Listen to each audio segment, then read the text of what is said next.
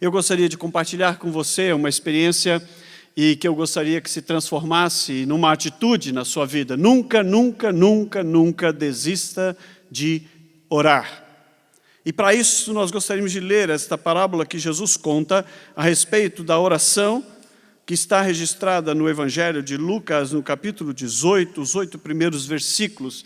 O texto vai surgir aí, e se você tem a Bíblia, você pode tomá-la, mas a gente pode ler juntos o texto da palavra de Deus. Eu queria convidar você para que nós pudéssemos ler em voz bem alta. Nós vamos ler nesse momento esse texto. Vamos lá? Disse-lhes Jesus uma parábola sobre o dever de orar sempre e nunca esmorecer. Havia em certa cidade um juiz que não temia Deus, nem respeitava homem algum. Havia também naquela mesma cidade uma viúva que vinha ter com ele, dizendo: julga minha causa contra o meu adversário. Ele, por algum tempo, não a quis atender, mas depois disse consigo: bem que eu não temo a Deus, nem respeito a homem algum. Todavia, como esta viúva me importuna, julgarei a sua causa, para não suceder que por fim venha a molestar-me. Então disse o Senhor: considerai no que diz este juiz iníquo. Não fará Deus justiça aos seus escolhidos, que a Ele clamam dia e noite, embora pareça demorado em defendê-los? Digo-vos que depressa lhes fará justiça. Contudo, quanto vier o Filho do Homem, achará porventura fé na terra? Quando vier o Filho do Homem, achará porventura fé na terra? Eu poderia dizer, e se você perceber isso na realidade das religiões, das crenças, independentemente de quais sejam as motivações, você vai perceber que todas as religiões, ou todos oram, mesmo aqueles que não têm uma religião. Todos elevam aquilo que eles pensam ser alguém que possa lhes socorrer, uma oração. Não importa, como dissemos, se isso é correto aos nossos olhos ou não, mas a verdade é que todos oram, todos oram. Nos momentos difíceis, todos ficam clamando para que algo aconteça. E é interessante que mesmo aqueles que são tidos incrédulos, ou se dizem incrédulos, muitas vezes fazem isso.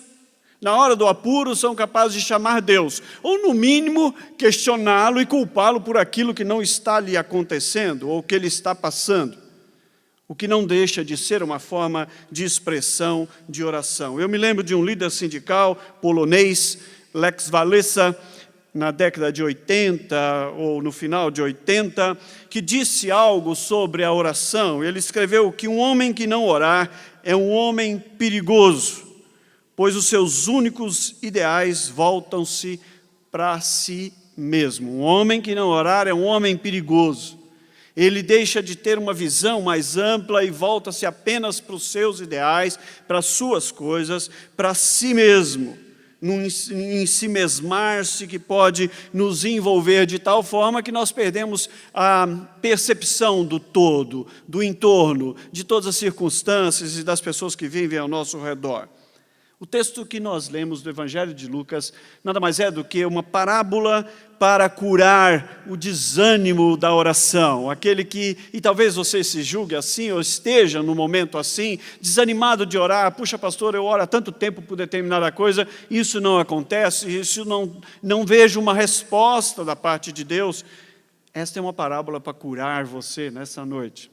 Talvez você já tenha perdido de perspectiva algo que você já pediu a Deus e desistiu, porque Ele não ouviu, ou aparentemente não ouviu, ou não lhe respondeu como você gostaria que Ele fizesse, e você já deixou de lado Eu me lembro de uma experiência muito especial nesse sentido, em que depois de mais de 15 anos, em que eu havia orado muito tempo por algo, mas eu deixei ali de lado, porque eu disse, acho que isso não tem a ver com aquilo que Deus tem para a minha vida, ou quer da minha vida, e numa manhã como outra qualquer. E eu também gosto dessa experiência da fé, porque é sempre numa manhã como outra qualquer. Como aquela manhã em que Moisés foi levar os cabritos do seu sogro para pastar num lugar árido do deserto, com pouca vegetação, e Deus lhe aparece no meio de uma sarça que ardia pelo fogo e não se consumia, e faz o chamado a ele e diz, você vai libertar o meu povo, porque o clamor daquele meu povo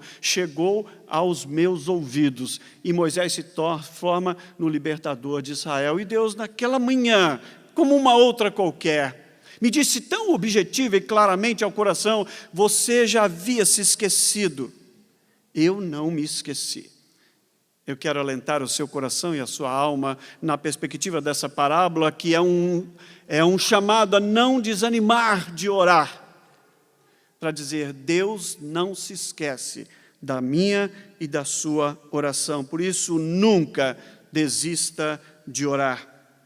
O texto fala de um juiz que detém o poder, que detém a autoridade, que tem a possibilidade de julgar a causa de alguém, de colocar na pauta do seu juízo essa realidade de uma mulher viúva que nada mais do que expressa a fragilidade, a necessidade, talvez a própria angústia, a dor, as demandas que só devem ser minhas e sua na nossa existência diária. Uma necessidade que expõe uma realidade daquela época. Quanto tempo, diz o verso 4, ele por algum tempo não a quis atender.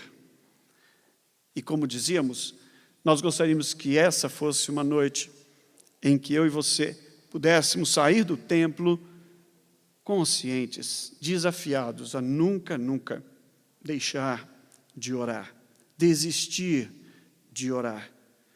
Mais ainda, eu gostaria de, na perspectiva dessa parábola de Jesus, dizer a você, porque se foi Ele que a contou, Ele nos traz a própria percepção do divino, da maneira como Ele gostaria que eu e você também nos colocássemos diante dEle. Ele nos ensinou a fazê-lo, assim como na oração do Pai Nosso, assim quando Ele disse aos seus discípulos, pedi e dar-se-vos-á, buscai e achareis, batei, e a porta lhe será aberta. Ele nos ensina nesta parábola a orar fervorosamente. Não é uma oração displicente, não é uma oração rotineira, não é apenas cumprir tabela, não é apenas um ritual, não é algo que eu faço ou você por desencargo de consciência, com pressa de acabar.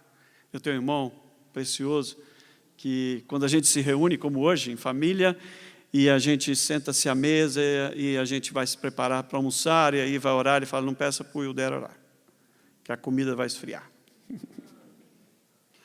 Aquela oração rápida, embora traduza uma brincadeira de família, mas eu gostaria que você se apercebesse desta pressa.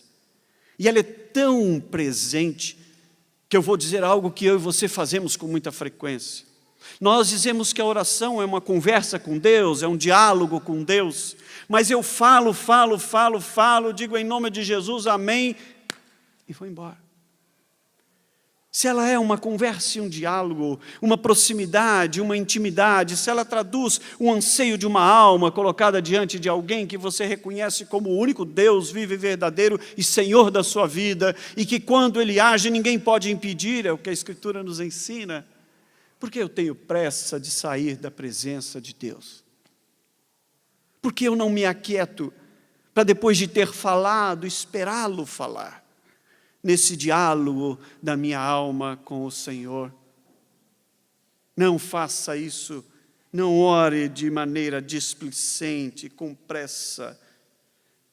Não deixe de orar com fervor. Eu digo que orar é um ato de conspirar, tendo conosco o aliado mais forte que nós podemos ter, que é o nosso Deus. O nosso Deus.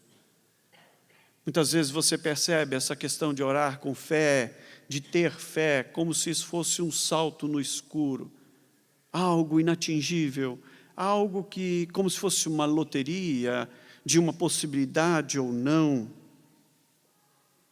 Orar não é simplesmente um ato de emoção, de entrega, não é um gesto de loucura, nem tampouco um raciocínio fácil da minha e da sua mente. Orar é expressar a nossa fé diante de Deus, e essa fé, nunca nos esqueçamos, é um dom de Deus. Peça ao Senhor que Ele lhe dê mais e mais fé para crer. É descanso na graça de Deus, é descanso no amor de Deus, e quanto mais nós a praticamos e mais buscamos a presença de Deus com fervor, mais nós vamos conhecendo o caráter de Deus. Quanto mais nós somos desafiados a orar, mais eu vou descobrindo quem Deus verdadeiramente é na minha vida e como Ele é sensível. E como diz as Escrituras, os seus ouvidos estão atentos a ouvir o nosso clamor, a atender a nossa súplica, a ouvir a nossa oração. Eu e você podemos descansar na fidelidade dEle, descansar no seu poder, descansar na palavra do Senhor. Quando Paulo escreve aos Romanos no capítulo 12, ele diz: sejam fervorosos de espírito e sejam perseverantes na oração. Na epístola do Tiago, capítulo 5, verso 16, ele diz: orem um pelos outros, para que sejam curados, porque muito pode, por sua eficácia, a súplica do justo. Você e eu temos orado desta forma. Eu gosto de um texto de Eugene Peterson, num livro chamado Um Pastor Segundo o Coração de Deus, onde ele diz que a oração significa relacionar-se primeiro com Deus e depois com o mundo. Ou seja, em outras palavras, o mundo não é visto como um problema a ser solucionado, mas como uma realidade na qual Deus está agindo. Quem tem problemas sou eu e você, meu irmão. Deus não tem problemas. Deus tem soluções. Creia isso. Deus tem respostas. Creia isso. E quando a resposta não é exatamente aquilo que você gostaria de ouvir, Ele vai responder ao seu coração, trazendo-lhe quietude e sossego. E quanto mais você o busca, mais o seu coração se aquieta nessa convicção. Porque o que muda a minha e a sua história é Deus na nossa vida. Somente isso. Totalmente isso. Nós cantamos uma canção agora há pouco, que dizia desta entrega em todas e quaisquer circunstâncias da nossa vida. Crer, orar, fazê-lo fervorosamente. Eu queria desafiá-lo a buscar a presença de Deus em oração desta forma. Fervorosamente. Intensamente. Intensamente. Quais são as suas causas? Eu não sei. Mas você e eu conhecemos qual é o nosso adversário. Qual é o nosso adversário? Alguns dias atrás eu conversava com alguém, compartilhando a fé com ela num atendimento. Ela me disse: pastor, durante 15 anos, 18 anos eu tenho orado por uma situação da minha família, do meu relacionamento. E eu tenho visto nesses últimos dias Deus atuar de uma forma surpreendente como eu nunca imaginei. Eu quase desistia do meu sonho de ver essa situação sendo transformada.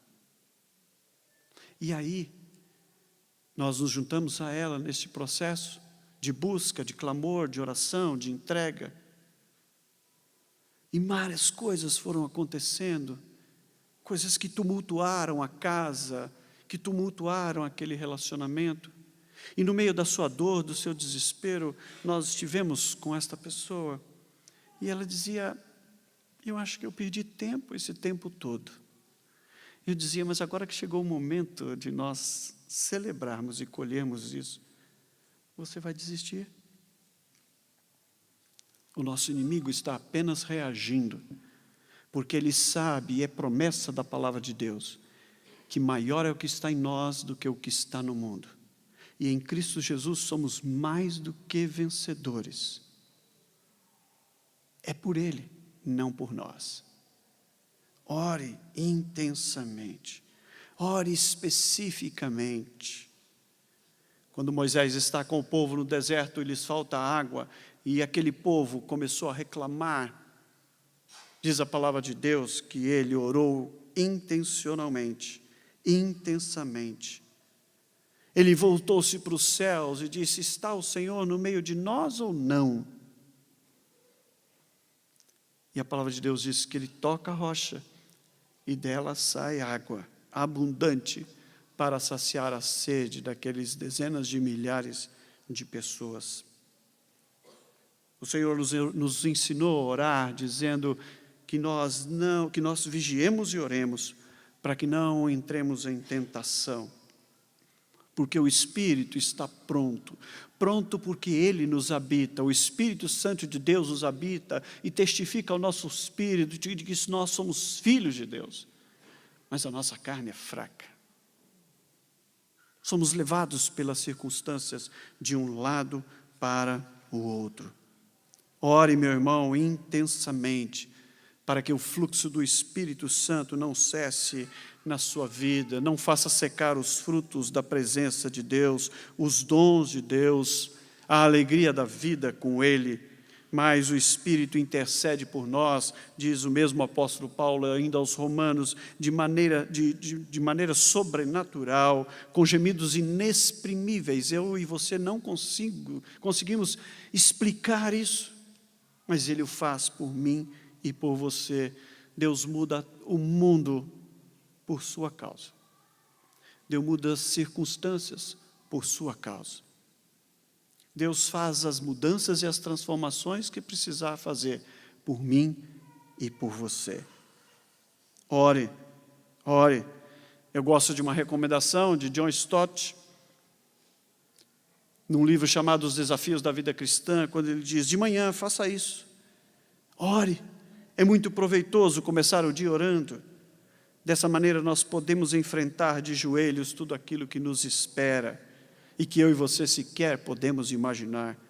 Os problemas para mim sempre diminuem quando eu os afronto em oração antes de começar o meu dia.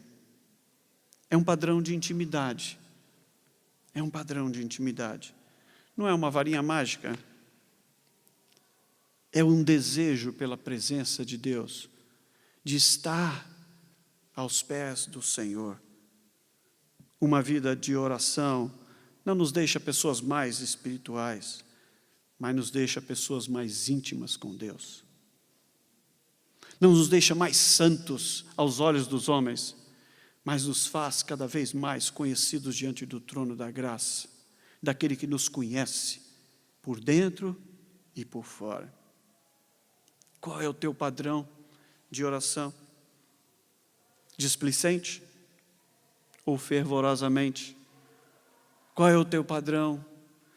Qual é a intensidade e o desejo com que você busca a face de Deus? Nós lemos o Salmo, no Salmo 40, e ele diz que ele se inclina, e eu gosto muito dessa expressão do salmista. E particularmente num dia como o de hoje, vocês mães sabem muito bem o que isso significa. Quando a Bíblia diz que Deus se inclina para ouvir-nos quando nós clamamos pelo seu socorro. E a expressão é como você, como mãe, quando o seu filho pequeno está lhe falando algo e você não consegue compreender, então você se abaixa para olhá-lo olho nos olhos. Para olhá-lo nos olhos e entender aquilo que ele está lhe falando. É assim que a Bíblia nos diz que o Senhor Deus faz conosco. Qual é o teu padrão? De que maneira você tem buscado ao Senhor? Por isso eu quero desafiá-lo também a fazê-lo de uma forma determinada, intencional.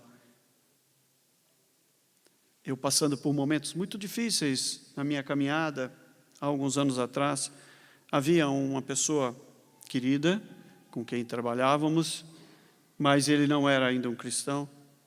E ele me vendo passar por tudo aquilo, ele ficava como a semelhança do salmista, dizendo: onde está o teu Deus?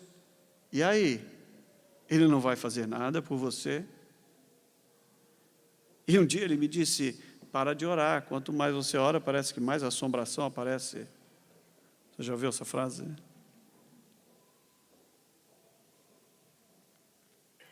Qual é a intencionalidade com que você tem orado? O versículo 7, na parábola de Jesus, sobre não desistirmos de orar nunca. Ele diz: embora parecesse demasiadamente demorado em atendê-la, ela perseverava na presença daquele juiz, para que ele julgasse a sua causa. Eu não estou dizendo que eu e você podemos nos aproximar do trono da graça de Deus para orarmos e dar ordens para Deus, determinar as coisas para Deus. Isso não procede da palavra. Mas nós nos aproximamos sim em fé, nos submetendo à vontade de Deus, à soberania de Deus, mas crendo que Ele é suficientemente poderoso para fazer muito mais do que pedimos ou pensamos. É humildade, reconhecendo diante de quem nós estamos. Eu me lembro também nessas circunstâncias da minha vida, de dizer ao Senhor muitas vezes: se o Senhor não quiser fazer nada, o Senhor vai continuar sendo Deus da minha vida.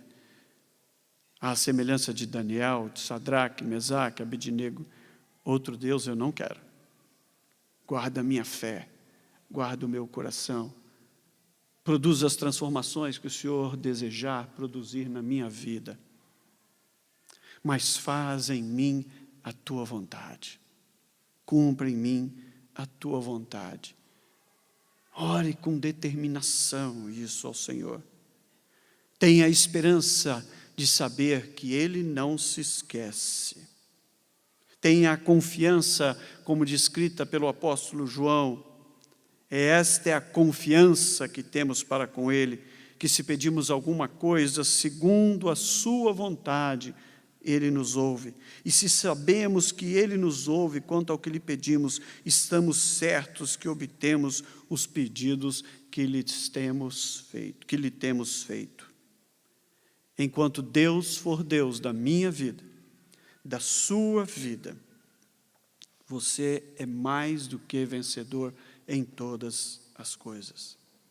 Eu creio, meu irmão, minha irmã, que Deus é aquilo que a Bíblia diz que Ele é: soberano e Senhor. Eu digo sempre para as pessoas, eu gosto de trabalhar sobre esses princípios da palavra de Deus. Está escrito.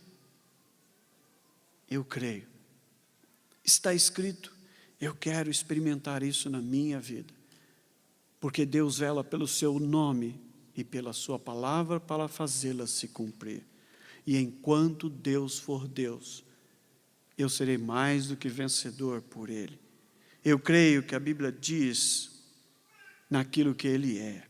Eu creio que Deus tem aquilo que a Bíblia diz que Ele tem.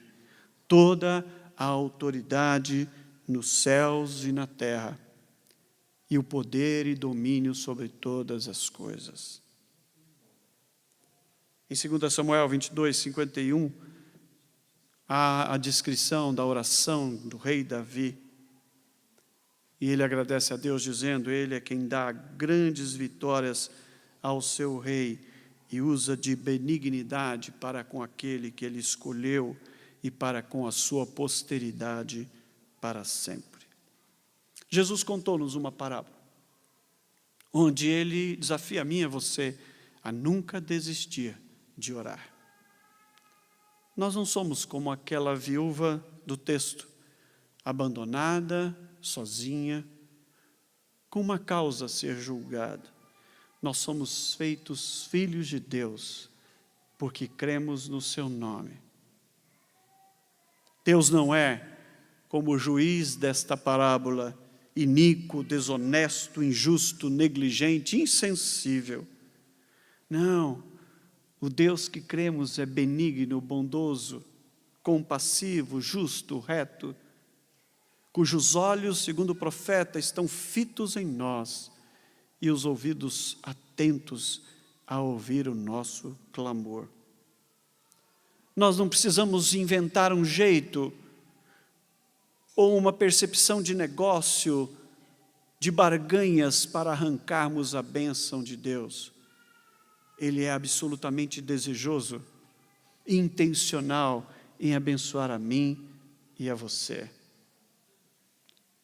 Ele tem a alegria de nos dar toda sorte de bênçãos espirituais em Cristo Jesus. E é o próprio Espírito Santo que testifica isso ao nosso espírito, de que nós somos herdeiros com Cristo da glória de Deus.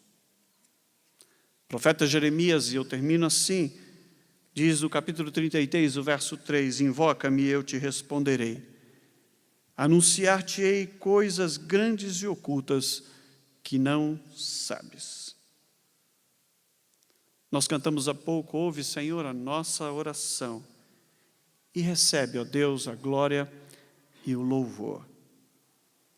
Eu oro, eu entrego, eu confio.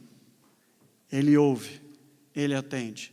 A glória e o louvor sejam dados ao nome do Senhor Jesus. Quais são os seus motivos? Quais são as suas causas? Nunca desista de orar. Talvez a sua família, talvez o seu esposo, a sua esposa, talvez os seus filhos, talvez os seus pais, talvez o seu momento e as suas circunstâncias nesses dias difíceis. Talvez o medo da segunda, porque temos que voltar para o ambiente de trabalho, um trabalho que nem sei se teremos. Ou talvez as percepções de outras dificuldades e demandas que você possa estar vivenciando. Eu quero desafiar a você, nunca desista de orar, nunca desista de buscar. Ele tem prazer em nos ouvir, Ele tem prazer em nos socorrer, Ele tem prazer em nos abençoar.